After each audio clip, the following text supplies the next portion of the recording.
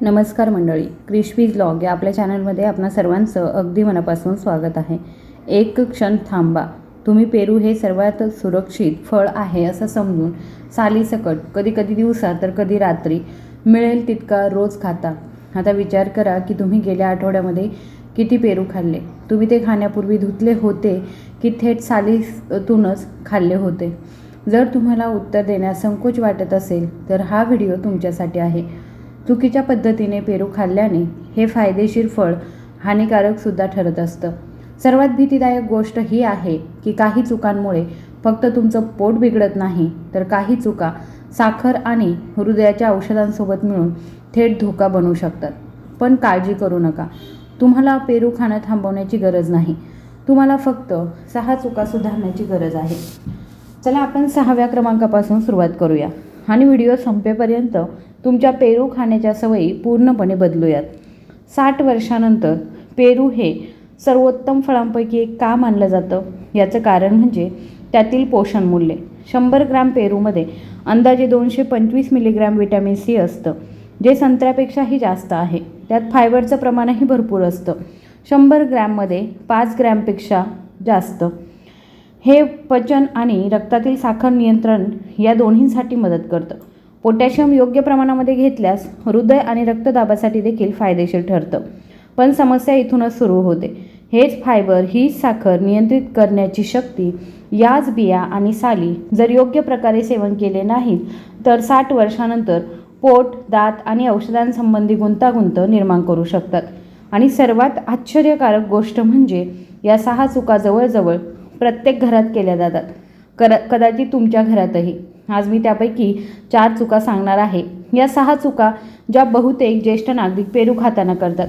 प्रत्येक चुकीमागील खरं कारण, शरीरावर काय परिणाम होतो, पेरू केव्हा आणि किती खावा हे ठरवण्याचा योग्य मार्ग आणि एक अशी सवय ज्यामुळे त्याचे पूर्ण फायदे मिळू शकतील. मी तुम्हाला एक प्रश्न विचारते, जेव्हा तुम्ही पेरू तोडता किंवा विकत घेता तेव्हा तुम्ही सर्वात आधी काय करता? बहुतेक लोक उत्तर देतील ते लगेच कापून खाता. इथूनच आपल्या चुका सुरू होतात. चला या एक एक करून पाहूया. चूक क्रमांक 6, रात्री पेरू खाणे. रात्रीच्या जेवणानंतर पेरू खाणं ही अनेक घरांमध्ये एक सामान्य सवय आहे. तथापि हे पूर्णपणे वैज्ञानिक दृष्ट्या सिद्ध झालेलं नाही. तरीही पारंपरिक अनुभव आणि अनेक पोषणतज्ज्ञ यावर सहमत आहेत की वयाच्या 60 वर्षानंतर रात्री पेरू खाणं हे पचनासाठी कठीण होऊ शकतं. हे त्यातील उच्च फायबर आणि पाण्याच्या प्रमाणामुळे होतं. रात्री शरीराची पचनक्रिया नैसर्गिकरित्या मंदावते. एवढ्या मोठ्या प्रमाणामध्ये फायबर एकत्र आल्याने पोट फुगणं किंवा जडपणा येऊ शकतो. काही लोकांमध्ये त्यातील नैसर्गिक साखरेमुळे सौम्य अस्वस्थता किंवा झोपेमध्ये अडथळा येऊ शकतो. तथापि हे प्रत्येकाच्या बाबतीत घडत नाही. महत्त्वाची खबरदारी, शक्यतो रात्री पेरू खाणं टाळा. दिवसा खाणं अधिक चांगलं. जर तुम्हाला आधीच गॅस किंवा पोटात जडपणाचा त्रास होत असेल तर संध्याकाळपर्यंत पेरू खाणं टाळा. आता विचार करा, तुम्ही उद्या पेरू कधी खाणार आहात? 5वी चूक म्हणजे हंगामाच्या सुरुवातीला होते, जेव्हा पेरू पूर्णपणे पिकलेले नसतात. 5वी चूक ही कच्चे किंवा अर्धवट पिकलेले पेरू खाणं ही आहे. हंगामाच्या सुरुवातीला हिरव्या, टणक, कच्च्या पेरूंची चव सुखद, गोड आणि आंबट असते. म्हणूनच अनेक लोक त्यांना पसंती देतात. तथापि कच्च्या पेरूंमध्ये नायट्रेट्सचं प्रमाण जास्त असतं, ज्यामुळे पचनक्रिया मंदावते. याचा परिणाम म्हणून काही लोकांना पोटात जडपणा, गॅस आणि बद्धकोष्ठतेचा त्रास होतो. 60नंतर जेव्हा पचनसंस्था आधीच कमकुवत झालेली असते तेव्हा कच्च्या पेरूमुळे ही समस्या आणखी वाढू शकते. महत्त्वाची खबरदारी काय घ्यायची आहे? थोडे पिकलेले पेरू निवडा. खूप टणक असलेले हिरवे पेरू खाणं टाळा. जर तुम्हाला आधीच गॅस किंवा मग बद्धकोष्ठतेचा त्रास असेल तर फक्त पूर्ण पिकलेला पेरूच खा. 4थी चूक जवळजवळ प्रत्येक घरामध्ये केली जाते. पेरू आपल्या स्वतःच्या बागेतील आहे हा विचार धोकादायक ठरत आहे. 4थी चूक ही साल न धुता खाणं. पेरूची साल पोषक तत्वांनी समृद्ध असते, म्हणूनच बहुतेक लोक ते सालीसकटच खातात. पण ही एक मोठा निष्काळजीपणा आहे. पेरू अनेकदा न धुता किंवा न उकळता कच्चेच खाल्ले जातात. फळ तुमच्या स्वतःच्या बागेतील असलं तरीसुद्धा घाण, धूळ आणि जीवाणू सालीला चिकटू शकतात. 60नंतर रोगप्रतिकार शक्तीसुद्धा कमी झालेली असते. ती पूर्वीसारखी मजबूत राहत नाही. अगदी सौम्य जीवाणू संसर्गामुळेही पोट खराब होऊ शकतं, ज्यामुळे अतिसार किंवा जंतुसंसर्ग होऊ शकतो. महत्त्वाची खबरदारी, पेरू खाण्यापूर्वी स्वच्छ वाहत्या पाण्याने पूर्णपणे धुवा. शक्य असल्यास पेरू काही मिनिटे मिठाच्या पाण्यामध्ये भिजवून ठेवा, मग तो धुवून खा. आता स्वतःला विचारा, तुम्ही आज सकाळी खाल्लेला पेरू धुतलेला होता का? तिसरा मुद्दा आहे, पण ही एक अशी चूक आहे जी तुमच्या दातांवर आणि पचनक्रियेवर परिणाम करते आणि बहुतेक लोक दररोज विचार न करता ही चूक करतात. तिसरा मुद्दा, बिया न चावता गिळणे. पेरूच्या बिया कठीण असतात आणि अनेक लोक त्या न चावताच गिळतात, कारण त्यांना वाटतं की त्या आपोआप पचतील. सामान्यतः निरोगी पचनसंस्थेसाठी ही मोठी समस्या नसते, मात्र वयाच्या 60 वर्षानंतर 2 परिस्थितींमध्ये हे धोकादायक ठरू शकतं.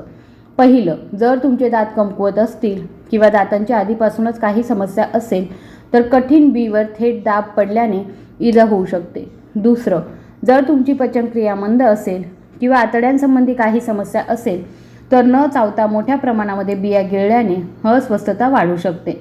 महत्त्वाची खबरदारी, बिया हळूहळू आणि पूर्ण चावा. जर तुमचे दात कमकुवत असतील तर बिया काढून टाका किंवा पेरू कुस्करून खा. दुसरी चूक ही सर्वात सामान्य आहे आणि लोक अनेकदा ती मान्यही करत नाही. दुसरी चूक, गरजेपेक्षा जास्त खाणे. हे एक फळ आहे, त्यामुळे तुम्ही कितीही खाल्लं तरी त्यात काहीच नुकसान होत नाही. ही सर्वात मोठी चूक आहे. एका मध्यम आकाराच्या पेरूचं वजन 100 ते 150 ग्रॅम असतं, म्हणजेच त्यात सुमारे 5 ते 7 ग्रॅम फायबर असतं.